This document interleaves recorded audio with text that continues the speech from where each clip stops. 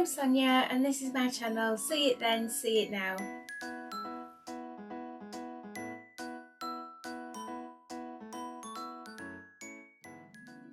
No big introduction with this one, we're just jumping straight in. To start each of these baubles, the first thing I did was paint each of them white, and the reason I did this was just to make sure that none of the colour was showing through once the bauble was completed.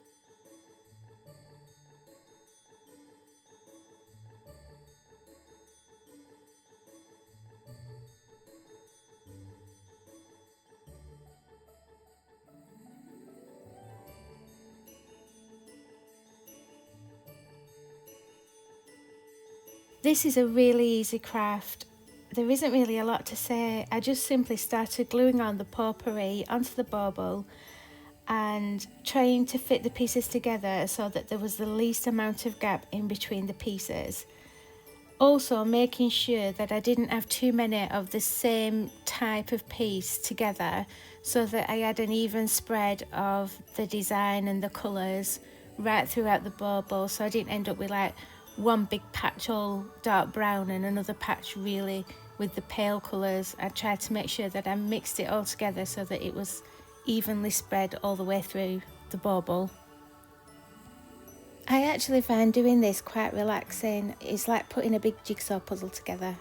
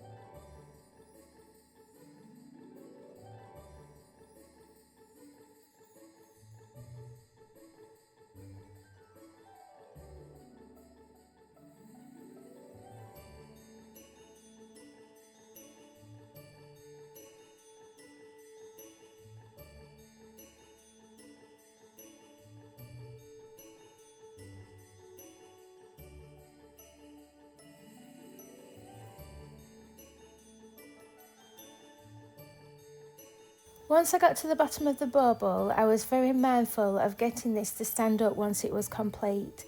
I do intend to have these baubles displayed on a shelf, so I didn't want them to be rolling over. I wanted to make sure that they would sit nicely. So when I got to the bottom, I used larger pieces to kind of build a slightly flatter base, and then I filled in the area around these bigger pieces with some small bits.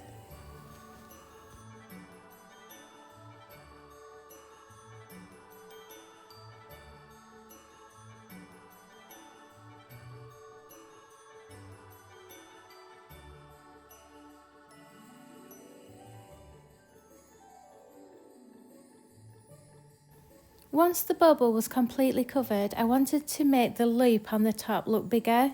I intend putting ribbon and other embellishments at the top of this so the loop wouldn't show at all. So I created a larger one using a piece of wire. I bent it around a jar to get a loop shape. I will be gluing this on shortly. To create the bow, I bunched the ribbon up at the top of where my first tail would be. I then made a loop, bunching the ribbon up in the middle. I then made another loop, bunching the ribbon up in the middle.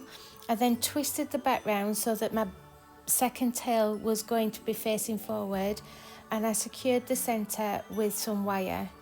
All that was left to do then was to measure the length of that second tail and cut it to the same length as my first tail. It's a really simple bow. I am not the best when it comes to making bows, but this one's quite simple. I wasn't bothered about the wire showing either. It's not going to show once it's completed. Back to my loop now, and I'm just securing this and getting it glued down with some hot glue and E6000. I just want to point out that I don't ever intend hanging this bauble up. The loop is purely decorative. It probably wouldn't be strong enough to hold the weight of the bauble, especially now it's covered in potpourri.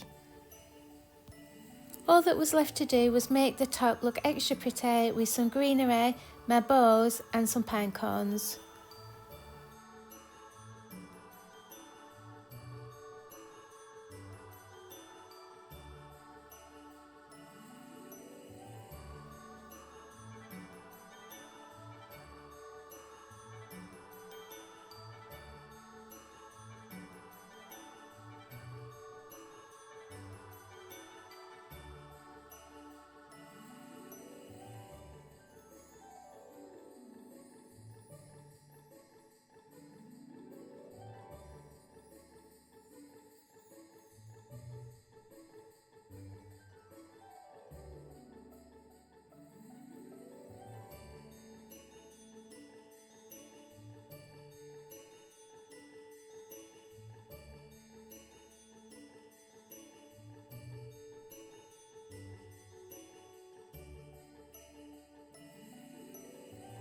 For this next one, this is going to be my biggest of the 3 baubles, and because I'm going to be gluing these big pine cones on, I decided to glue that black one at the top, but that was just to give me something to put the wire loop on so that it wouldn't be completely lost in the top of the bauble once we've got these pine cones and greenery on. So I'm using pine cones, I'm using a broken Christmas tree, the branches from a broken Christmas tree, and those little things that look like nuts, they're just out of a potpourri bag. Now this is just such the same thing. I just spaced it out, tried to keep it even, spaced it all out and hot glued it all in. I did find that I got better results by cutting the branches really small. When I started, I was putting big branches in, and then I found that by cutting them up small, it looked better and it was easier to manage. The biggest problem with this one was keeping the bauble still, because this was top heavy all the time, because that's where I was gluing. It was constantly falling over, so that was a little bit of a pain. When I got to the bottom of this one, I did the same thing again and made sure I had a stable base. So I stuck 3 larger pine cones on and then filled in the gaps around with smaller pieces, just to make sure I had a nice stable base for it to stand.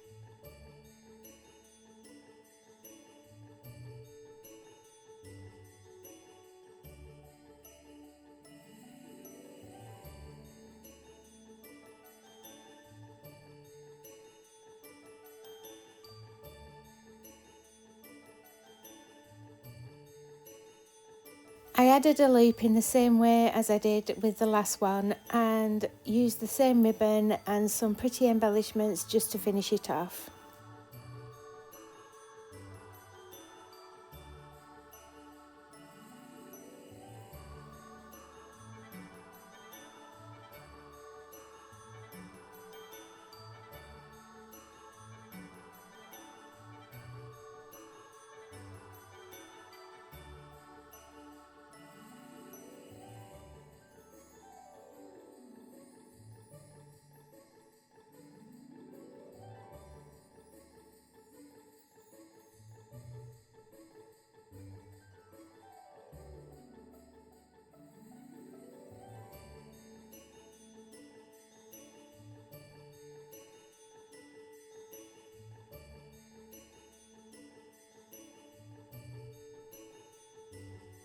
So this bubble's had a coat of white paint, although it does still look to be quite blue there. And I'd also painted the little bit at the top black. I don't think it's going to show when it was finished, but as painting it at the end would have been very awkward, I did the sensible thing and I painted it at the beginning. I'm very good at wanting to jump straight into the fun part of the project and forgetting about the things like this that then make the job much harder later on in the project. But gold star to me, I actually remembered on this occasion.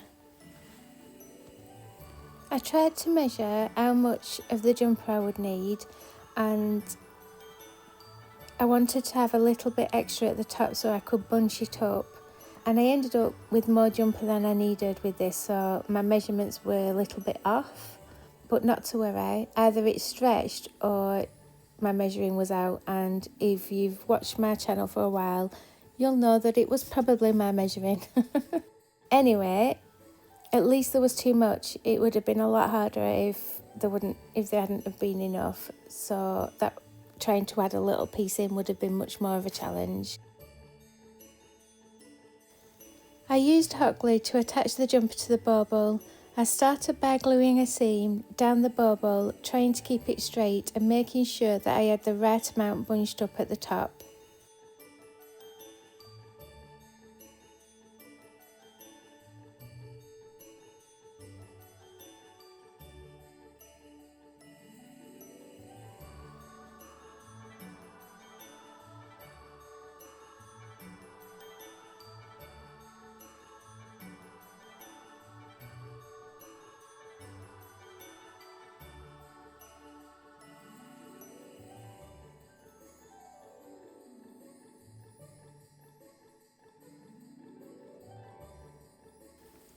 Once I had this seam glued in place, I wrapped the jumper around and lined up the seams at the other side. I glued this side down, just making sure that I got all the edges and loose ends of the jumper glued in place. I folded the edge into the inside of the bauble. I just didn't want there to be any fraying or any holes appearing in my finished masterpiece. There was a bit of stretch in this jumper, so I didn't want to start pulling and gluing the bottom to find that I'd pulled too much down and there wasn't enough jumper at the top to bunch it together. So I secured it with an elastic band just to keep it in place while I worked on the bottom. Then it was just a case of securing the jumper all around the bottom of the bauble, cutting off any excess and making sure I had all the edges glued down.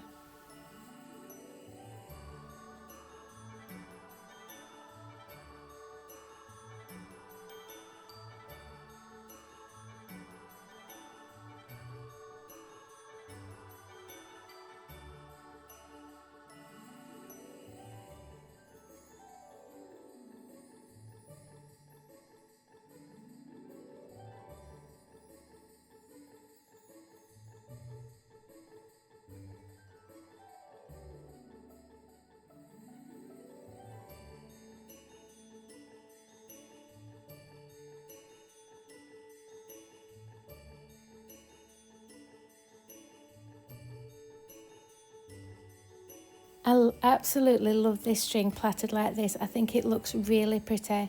I took 3 strands of string for each section of the plait, so 9 strings altogether, and then I plaited them, making sure that I kept the strings flat and making sure that they didn't cross over each other, and it just kept the pattern nice and even, and it just looks really pretty. I love it. I will definitely be using this in other projects.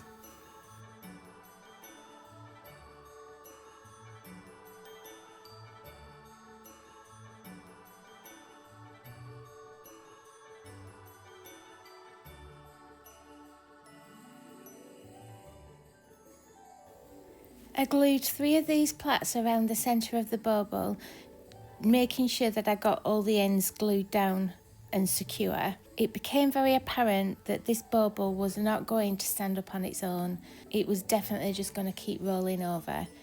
So I needed a plan to get this to stand up. What I decided to do was to glue a curtain ring to the bottom of the bauble. Now, I didn't want the bauble to stand perfectly upright. I wanted it to tilt slightly back, so I had to glue the curtain ring on, not straight.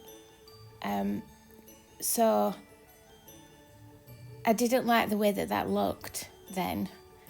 So to get around that, or to appease my fussiness, I glued some more of this plait around the bottom straight, and then took it round and round until I met the curtain ring, just to tidy it up and make me feel a little bit better about the fact that this curtain ring had been glued on, not central.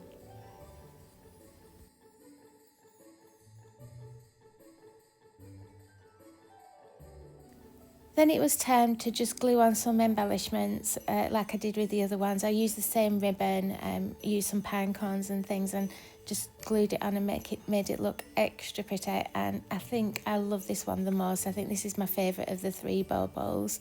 I just think it looks absolutely beautiful. But what do you think? Let me know in the comments.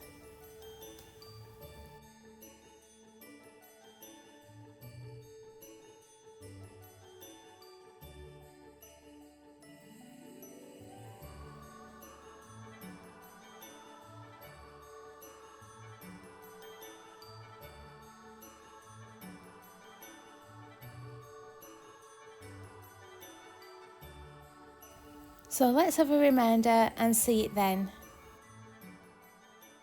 And let's see it now.